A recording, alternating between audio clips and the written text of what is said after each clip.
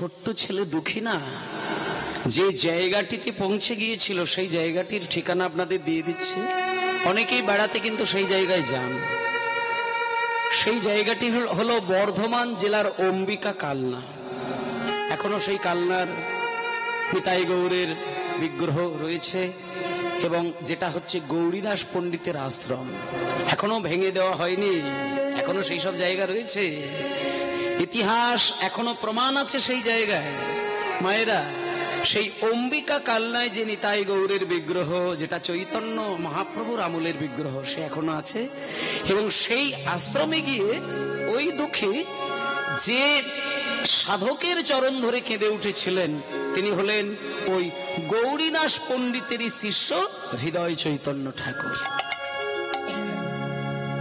হৃদয় চৈতন্যের চরণে দুঃখী গিয়ে আছাড় খেয়ে পড়ল আর জয়ধ্বনি দিতে লাগলেন, হৃদয় চৈতন্য ঠাকুর কি জয়।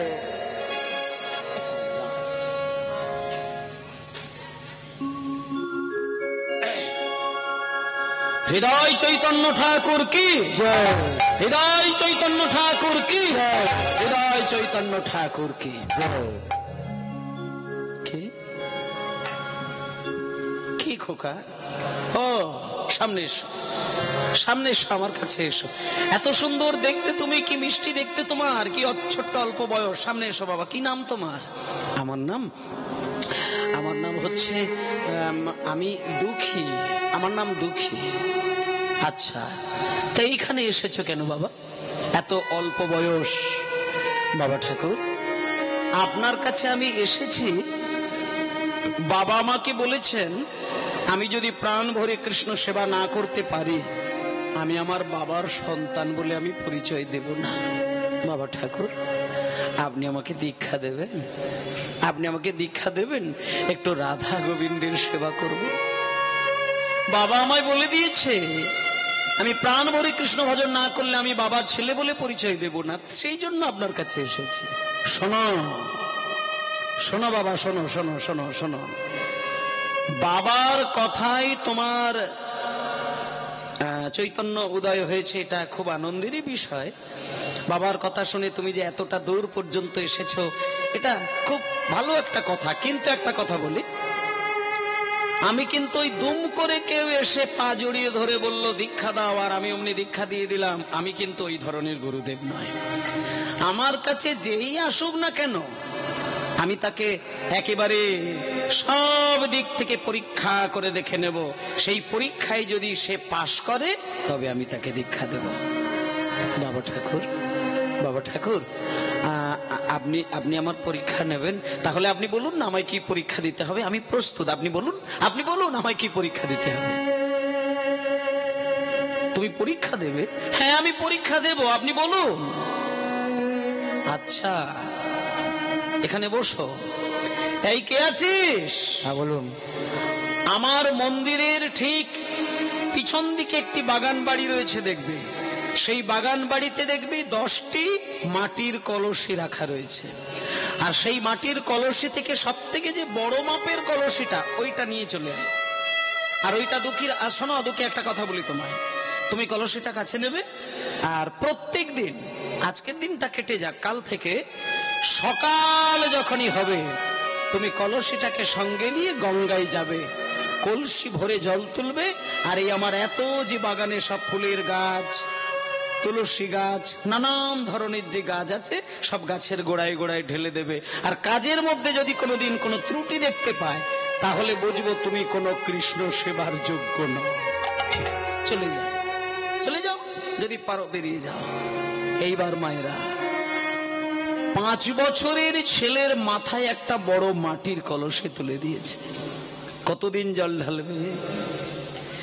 5 বছরের ছেলে মানে সে কত বড় ছেলে, কত বড় ছেলে সে, একেবারে শিশু বালক, কোলের বাচ্চা।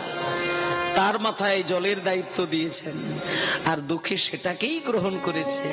প্রত্যেক দিন সকাল 6টা যখনই বাজে, ওই মাটির কলসিটাই করে জল ভরে নিয়ে মাথায় চাপিয়ে নিয়ে যথারীতি সেই গাছের গোড়ায় গোড়ায় ঢেলে দেয়। কোনদিন দিন জল ঢালা বন্ধ দেয় না। একদিন, দুদিন, 3 দিন, 4 দিন নয় মা, জল ঢালতে ঢালতে কটা মাস কেটে গেল, বেশ কয়েকটি মাস কেটে গেল। একদিন দুঃখী কলসি করে জলটা তুলে নিয়ে যেই মাথায় চাপাতে গেছে, দেখলো অসহ্য যন্ত্রণা। মাটির কলসির ঘষা লেগে লেগে ওই ছোট্ট দুঃখীর নরম মাথায় ঘষা লেগে হয়ে গেছে দগদগে ঘা। পুঁজ রক্ত গলে গলে পড়ছে, আর সেই ঘায়ের ওপরেই কলসিটাকে বসিয়েছে।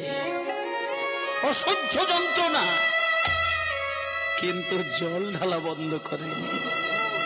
শুধু একটা কথা ভেবেছি, আমি যদি এই মাথার ঘায়ের জন্য জল ঢালা বন্ধ করে দিই, তাহলেই আমাকে গুরুদেব দীক্ষা দেবে না। আর যদি দীক্ষা আমি না পাই, আমার বাবা আমাকে বাবার পরিচয় জানাবে না। আমাকে যতই কষ্ট হোক, আমাকে জল ঢালতে হবে। এই বলে সেই পুঁজ রক্ত গলে গলে পড়ছে মাথা, তার উপরেই কলসিটা চাপিয়েছে। অসহ্য যন্ত্রণা, অসহ্য যন্ত্রণা। পাড়ার কিছু মায়েরা দুঃখীর এই কষ্ট দেখতে পেয়ে ছুটে গিয়ে এগিয়ে গিয়ে মাথা থেকে কলসিটাকে নামাতে গেছে। হ্যাঁ দুঃখী, পাগল নাকি? এই গুরুদেবের কাছে তুই দিনের পর দিন পড়ে আছিস, তোকে কি গুরুদেব দীক্ষা দেবে? ও দীক্ষা দেবে না, তোকে মেরে ফেলবে খাটিয়ে খাটিয়ে। যা, তুই বেরিয়ে যা এখান থেকে। হাত জোড় করে বলছেন, ওগো তোমরা কি ভাবছো, গুরুদেব আমাকে জল ঢালাচ্ছে বলে আমি খুব কষ্ট পাচ্ছি? আমি কোনো কষ্ট পাচ্ছি না, আমি কোনো কষ্ট পাচ্ছি না। আমি সারা দিন গুরুদেবের আদেশ পালন করার পরে আমি সন্ধ্যা বেলায় যখন গুরুর চরণ সেবা করি, আমি তখন কি দেখতে পাই জানো? জয় জয় শ্রী গুরু প্রেম কল্প, জয় জয় শ্রী গুরু প্রেম কল্প, বড় ভক্ত জাগত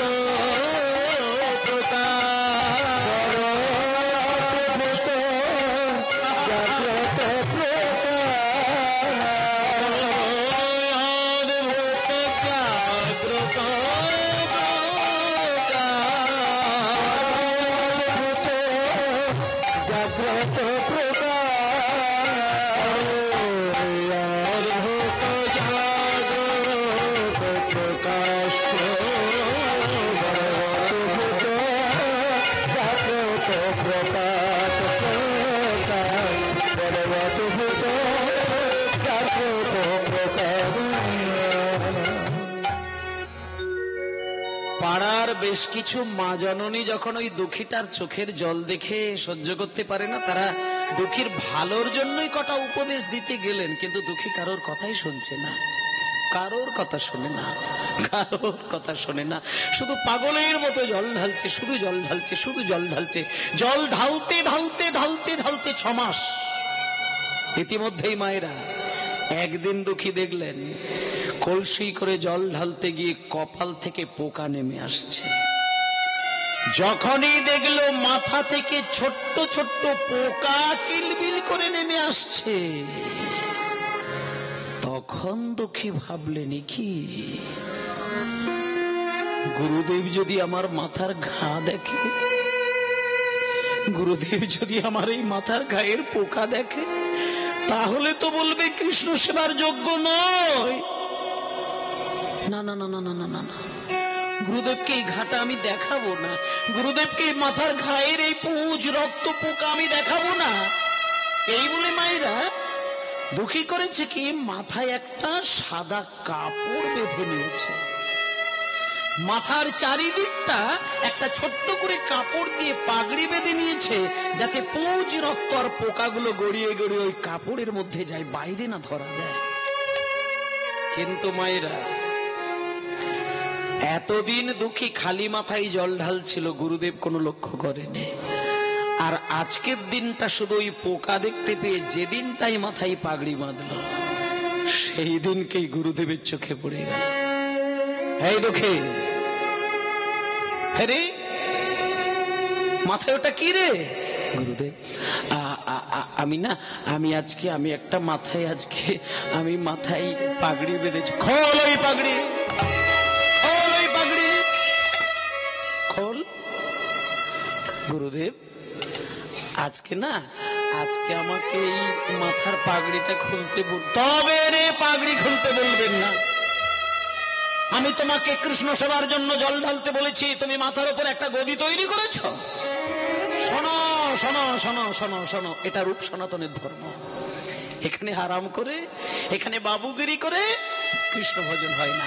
পাগড়ি খোল, পাগড়ি খোল, পাগড়ি খোল। গুরুদেব আজকে আমি এই পাগড়ি খুলব, আজকে আমি এই পাগড়ি খুলব। আমি জোর করে খুলে দেবো ওই পাগড়ি, আমি খুলে দেবো ওই পাগড়ি। এই বলে হৃদয় চৈতন্য ঠাকুর ছুটে গিয়ে জোর করে যেই না পাগড়িটি খুলে দিয়েছে, অমনি দেখতে পেল গল গল করে পুঁজ রক্ত পোকা নেমে আসছে। পরে দুঃখী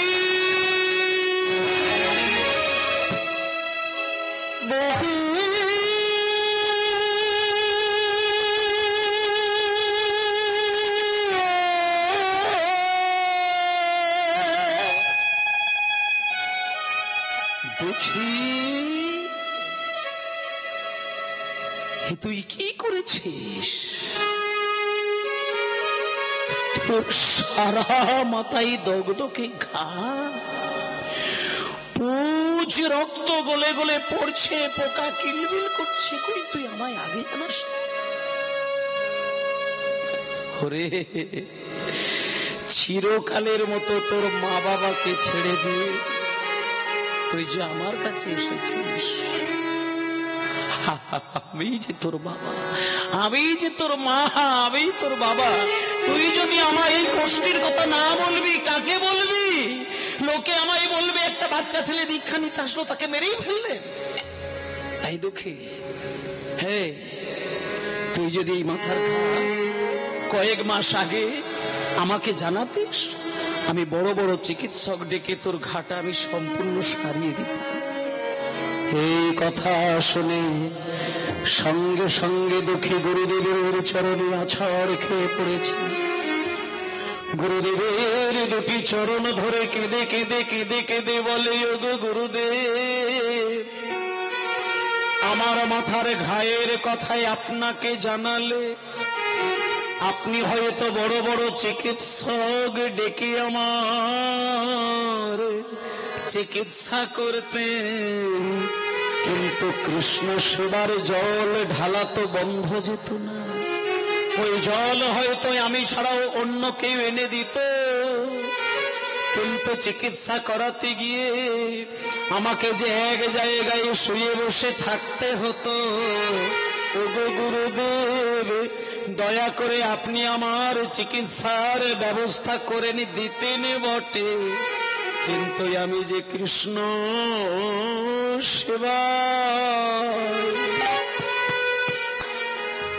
সেবায় বঞ্চিত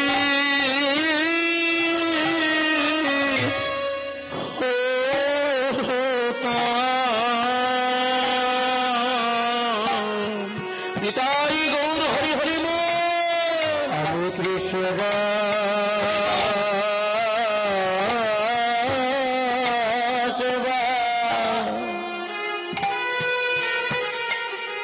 সেবায় বঞ্চিত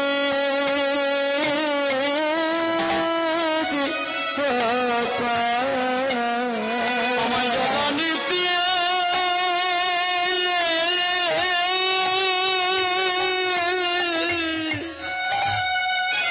আমায় নিষেধ করলে আমি কৃষ্ণ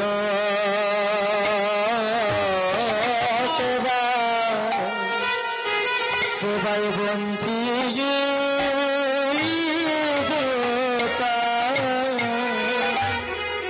আমায় জ্বালানিতে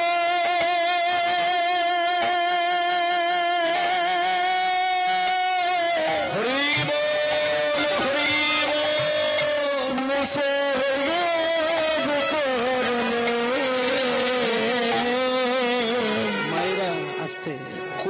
কোটি জন্মের সুকৃতি না থাকলে কোনোদিন একটা 5 বছরের ছেলের মুখ থেকে এই কথাগুলো বার হয় না। বাবা বলেছে বলে কথার কথা মাথায় নিয়ে আজকে কি সেবা শুরু করেছে। মাথায় ঘা, পুজ, রক্ত, পোকা, তবুও কিন্তু জল ঢালা বন্ধ করেনি। গুরুদেব যখন বলেছে আমি তোর চিকিৎসা করে দিতাম, উল্টে গুরুদেবকে বলছে, গুরুদেব চিকিৎসা যদি করাতে হতো আমি তো জলটা ঢালতে পারতাম না। এক জায়গায় চিকিৎসার জন্য আমাকে বিশ্রাম নেওয়ার জন্য বসে থাকতে হতো, তাতে করে তো আমি কৃষ্ণ সেবা থেকে বঞ্চিত হয়ে যেতাম গুরুদেব। সঙ্গে সঙ্গে গুরুদেব বললেন, ওরে দুঃখী, আমি যদি তোকে দীক্ষা না দিই আমি ভগবানের কাছে বিরাট অপরাধ করে ফেলব। আয় বাবা, আমি তোকে দীক্ষা দিয়ে দিলাম, শোন আমি তোকে দীক্ষা দিয়ে দিলাম, চলে যা, তুই চলে যা মধুময় শ্রীধাম বৃন্দাবনে চলে যা। জীব গোস্বামী পাদের চরণে তুই আশ্রয় নিবি, সেইখানে গিয়ে তুই রাধা গোবিন্দের শুদ্ধ প্রেম সেবা তুই জানতে পারবি। আজ থেকে আমি তোর বৈষ্ণব জগতে একটা নাম করে দিলাম কৃষ্ণদাস, আমি তোর নাম রেখে দিলাম কৃষ্ণদাস। তুই কৃষ্ণদাস নাম নিয়ে চলে যা বৃন্দাবনে, সেইখানে গিয়ে রাধা গোবিন্দের সেবা কর। সঙ্গে সঙ্গে দুঃখী চলল বৃন্দাবনে। আমি হরি বলব মদন মোহন, দেখব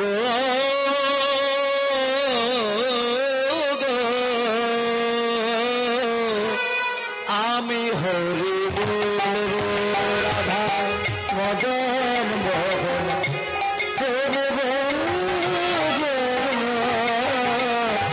আমি হরি বলব রাধা মদন মোহন,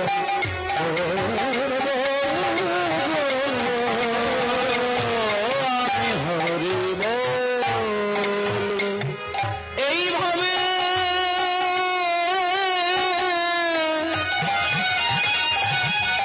আমি ব্রজের পথে চলব,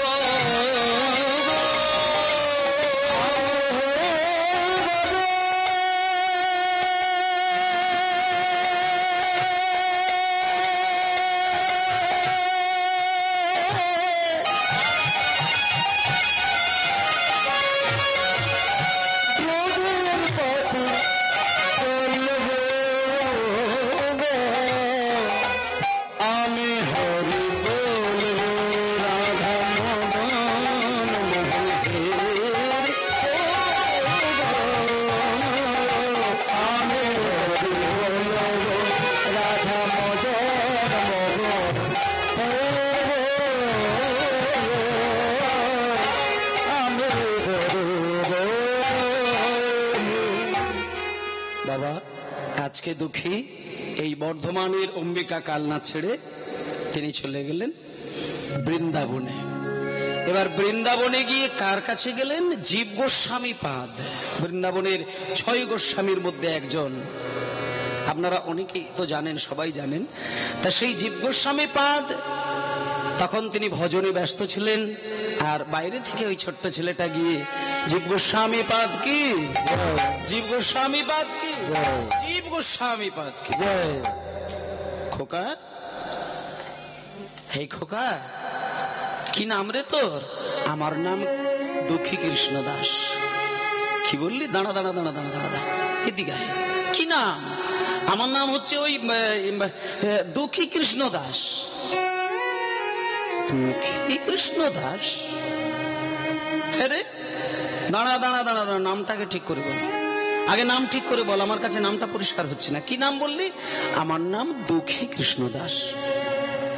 আচ্ছা হ্যাঁ রে বেটা, জীব নিত্য কৃষ্ণ দাস ইহা ভুলে গেলা, তে কারণে মায়া পিশাচি গলায় বাঁধিলা। যারা কৃষ্ণের দাসত্ব ছেড়ে দিয়ে মায়ার দাস হয়েছে তারা দুঃখ পায়, আর কৃষ্ণের দাস যারা হয় তাদের আবার কোনোদিন দুঃখ হতে পারে? একবার বলছিস কৃষ্ণ দাস, আবার বলছিস দুঃখী, নামটা তো আমার কাছে পরিষ্কার হচ্ছে না। বাবা ঠাকুর, না না না না না না, আপনি যেভাবে ভাবছেন ওটা নয়। আসলে বিষয়টা কি জানেন, আমার মা বাবা একটা নাম রেখেছিলেন, সেটা হলো দুঃখী, আর আমার গুরুদেব নাম রেখেছিলেন কৃষ্ণদাস। যে জিজ্ঞেস করে আমি দুটো নামকে মিলিয়ে দিয়ে বলে দিই কৃষ্ণদাস, দুঃখী কৃষ্ণদাস। ও আচ্ছা, তা বলি কি তোমার গুরুদেবের নামটা কি? আমার গুরুদেবের নাম শুনবেন, আমার গুরুদেবের নাম হচ্ছে হৃদয় চৈতন্য ঠাকুর। কি বললে? দাঁড়াও দাঁড়াও দাঁড়াও দাঁড়াও, হৃদয় চৈতন্য ঠাকুর? বাহ বাহ বাহ বাহ বাহ। হৃদয় চৈতন্যের শিষ্য যখন তুমি, তোমাকে তো আমি আপ্যায়ন না করে পারি না। শোনো কৃষ্ণদাস, আজকে তুমি যাকে হৃদয় চৈতন্য বলে গুরুদেব রূপে পেলে, সেই হৃদয় চৈতন্য সাধারণ কোনো মানুষ নন। এই হৃদয় চৈতন্যের আসল নাম ছিল হৃদয় আনন্দ ঠাকুর, এবং সেই হৃদয় আনন্দ ঠাকুরের কাছ থেকে হৃদয় চৈতন্য নাম হলো কেন জানো? একদিন তোমার গুরুদেব ওই হৃদয় আনন্দ তার হৃদয়ের মধ্যে চৈতন্য মহাপ্রভুকে নাচতে দেখেছিলেন তোমার গুরুদেবের গুরুদেব গৌরীদাস পণ্ডিত। তা সেই গৌরীদাস পণ্ডিত একদিন হৃদয় আনন্দের হৃদয়ের মাঝখানে চৈতন্য দেবকে নাচতে দেখেছিলেন বলে তিনি তোমার গুরুদেবের নাম করে দিয়েছিলেন হৃদয় চৈতন্য ঠাকুর। তা বাবা শোনো একটা কথা বলে, হৃদয় চৈতন্যের যখন তুমি শিষ্য, আমি তোমার সঙ্গে আর বেশি কিছু কথা বলতে চাইছি না, শুধু একটা কথা বলি তোমাকে। তুমি আমার কাছে এসেছো কেন বলো, আমি তোমাকে দিতে প্রস্তুত। গুরুদেব, গোস্বামীপাদ আপনার কাছে এসেছি কেন জানেন তো? আপনি আমাকে শুধু ওই কেমন করে ওই রাধা গোবিন্দের সেবা করতে হয় ওই পথটা আমার জানা নেই, শুধু আমাকে ওই পথটা শুধু দেখিয়ে দিন। ও, তুমি রাধা গোবিন্দের সেবা করবে? ঠিক আছে, দাঁড়াও দাঁড়াও দাঁড়াও। রাধা গোবিন্দের সেবা করতে গেলে ওই কতগুলো কথা আমি তোমাকে বলবো, ভালো করে মুখস্থ করে নাও। রাধা গোবিন্দের সেবা করাটা যত মুখে বলতে সহজ, কাজটা কিন্তু এতটা সহজ নয়। রাধা গোবিন্দের সেবা করতে গেলে না, তুমি যে একটা ছেলে, তুমি যে একটা পুরুষ, এটা তুমি কোনোদিন মাথায় রাখলে কিন্তু সেবা হবে না। তোমাকে ভাবতে হবে তুমি একজন নারী। নিজেকে নারী কল্পনা করে অষ্ট সখীর আনুগত্যে যদি তুমি পারো, যাও রাধা গোবিন্দ সেবা করো। তখন এইবার কৃষ্ণদাস বলছেন, আচ্ছা গোস্বামীপাদ, আমি গুরুদেবের মুখে শুনেছিলাম রাধা গোবিন্দের নাকি 64 রকমের সেবা আছে। কেউ ফুল তোলে, কেউ মালা গাঁথে, কেউ বেশভূষা পরিয়ে দেয়, কেউ চন্দন ঘষে, কিন্তু আপনি তো আমাকে বললেন না যে আমি কোন সেবাটা করব। তোমাকেও সবকিছু করতে হবে না। শোনো শোনো, হাত পেতে দাঁড়াও, এসো সামনে এসো। এই না, এই ঝাঁটাটি তুমি দু হাতে ধরো। এই ঝাঁটাটিকে তুমি যত্ন করে তোমার কাছে সদাই রেখে দেবে, আর প্রত্যেক দিন ভোর 3টে যখন বাজবে, এই ঝাঁটাটি তুমি নিয়ে এই সারা কুঞ্জ মন্দির পরিষ্কার করে ঝাঁটিয়ে দেবে। এইটাই হবে তোমার কৃষ্ণ সেবা। এইবার কৃষ্ণদাস সোনার ঝাঁটাটিকে বুকের মাঝে জড়িয়ে ধরেছে। ঝাঁটাটিকে বুকের মাঝে জড়িয়ে ধরেছে কৃষ্ণদাস। ঝাঁটাটিকে বুকের মাঝে জড়িয়ে ধরছে আর কেঁদে কেঁদে বলছে, ওরে আমার বৃন্দাবনের ঝাঁটা রে, তোর ভাগ্যের বলি হারি যায়, তুই দিবানিশি রাধা গোবিন্দের চরণ ধুলায় স্নান করি, আমায় একটুখানি কৃপা কর, তোর মতন যেন আমিও রাধা গোবিন্দের চরণ ধুলায় ডুব দিতে পারি। সোনার ঝাঁটাটিকে বুকের মাঝে জড়িয়ে ধরে কুঞ্জ মন্দিরের মধ্যে প্রবেশ করছে, আর রাধা গোবিন্দের জয়ধ্বনি দেবার আগে একবার প্রাণ ভরে গুরুদেবের স্মরণ করেছে। গুরু আমার লোচনয়া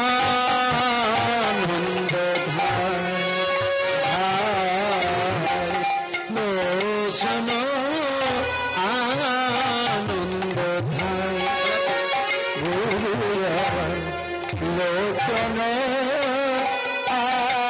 গোবিন্দ